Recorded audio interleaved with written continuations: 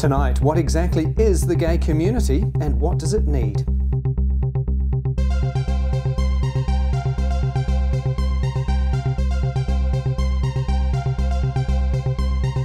Hi everyone, welcome to the program. Tonight I'm posing the question, what is the queer community? Does it in fact exist? And if it does, what are the specific problems that affect that community? To help me discuss that is Tom Hamilton, who runs Rainbow Youth in Auckland, New Zealand.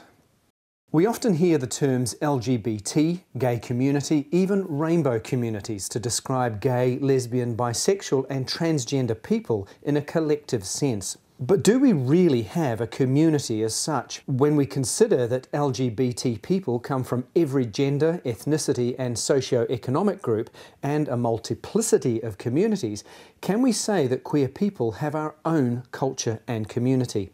And if we do, how do we assess the needs and wants of that community? Tonight's guest runs Rainbow Youth, a group dedicated to making the lives of queer youth better. Tom, lovely to have you here. Thank you for joining me. I wanted to start off by getting some sense of what the community is. We talk about gay community, rainbow communities, those kinds of things. How do you define what the community is? I don't tend to label the community. So I define the community as the world in which individuals are living in. And so therefore it's quite intersectional. We have many layers to our community. I see that there's aspects of each community that naturally sort of meld and form together.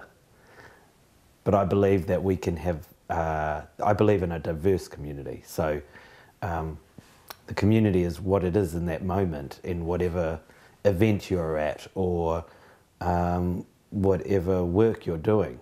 So for me, my community goes from being the rainbow people, as they are termed these days. So gay, lesbian, bi, whawhawhine, whakaleiti, akawaine, trans, intersex, all the way through to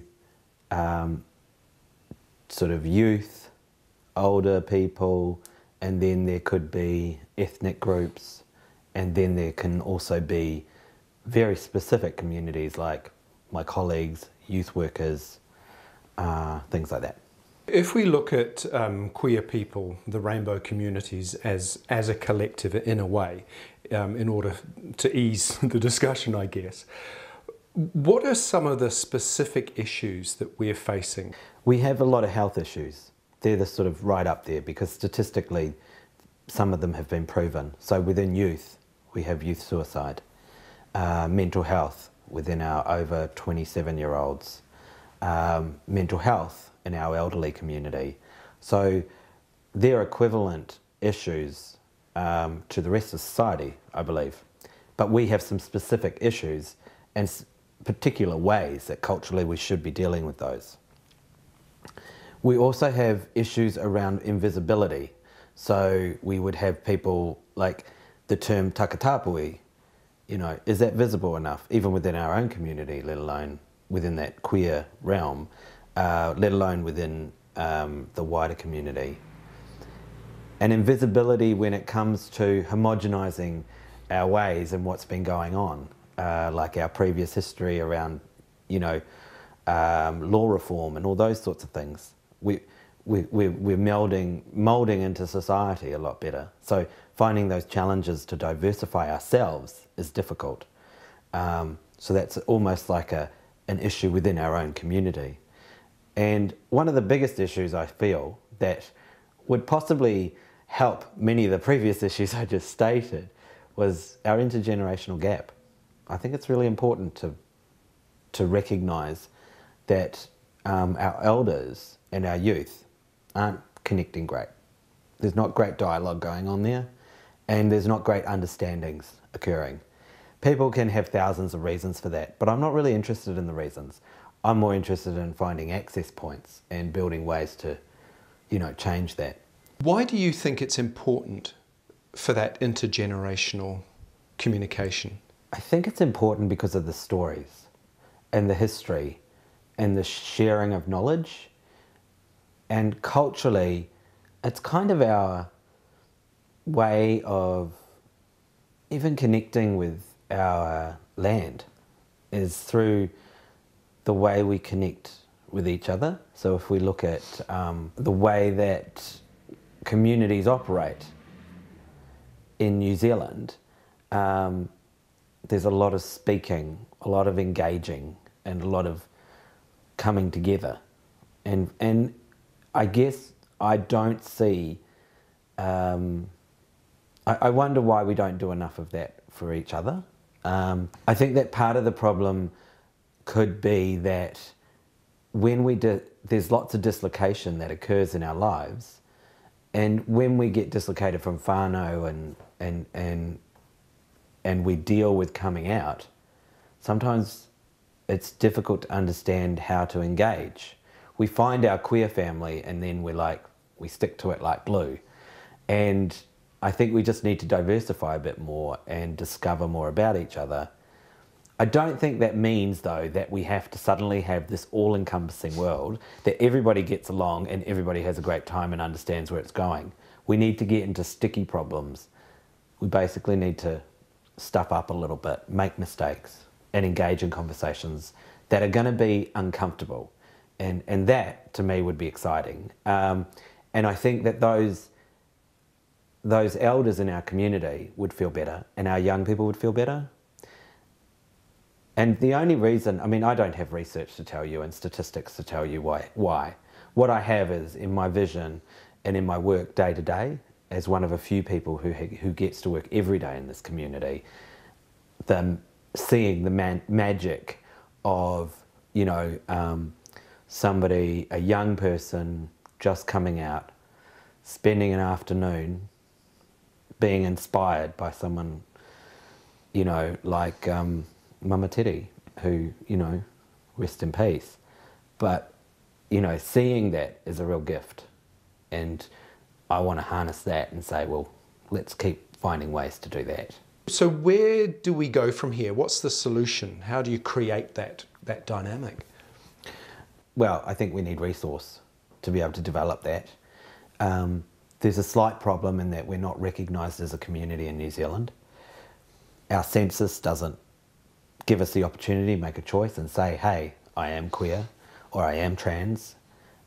Whether you want to be queer or trans on the census is up to you, but having that choice isn't there, as we don't have a choice around marriage. Similar set of human rights wanting to be met there.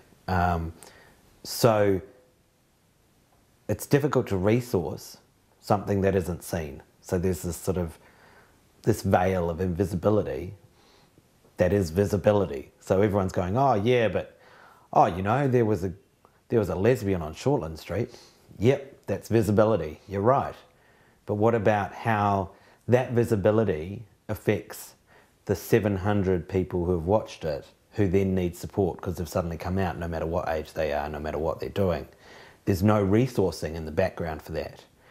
And if we had resourcing in our community, whether that resourcing is organisations, marae, whono, hui, however that manifests, because that's all dependent on budgets and government.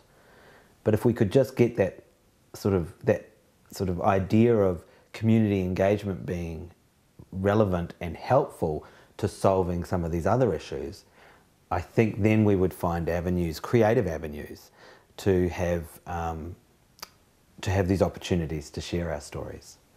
And so I guess some kind of idea of what we're thinking and feeling nationally as a community doesn't exist, I feel, in Aotearoa. Would you put out to the community there, because I know that you talk about individual responsibility. Do you believe that particularly older gay men and women really ought to look at the younger generation and the community as a whole and start to think about how we can get involved, particularly for our youth?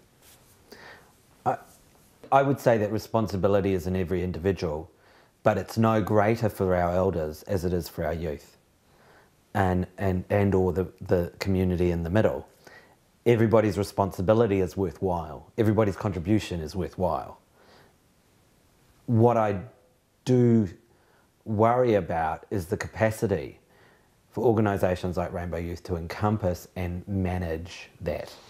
So I see that there's more needed, but not necessarily just individual contribution, but some kind of recognition that if we want to meet equality face to face in our community, we need to make sure, even amongst ourselves, we're working at that. My final question would be, what do you think it takes to have a happy, successful life? I feel like what it takes to have a happy, successful life is to be present, acknowledge who was there before you, listen to who's around you, and have fun. Lighten the load a little and enjoy yourself, enjoy those people that have, you know, kind of not be grateful, but enjoy those people around you. Everything's a gift. Tom, thank you. Great to have you here.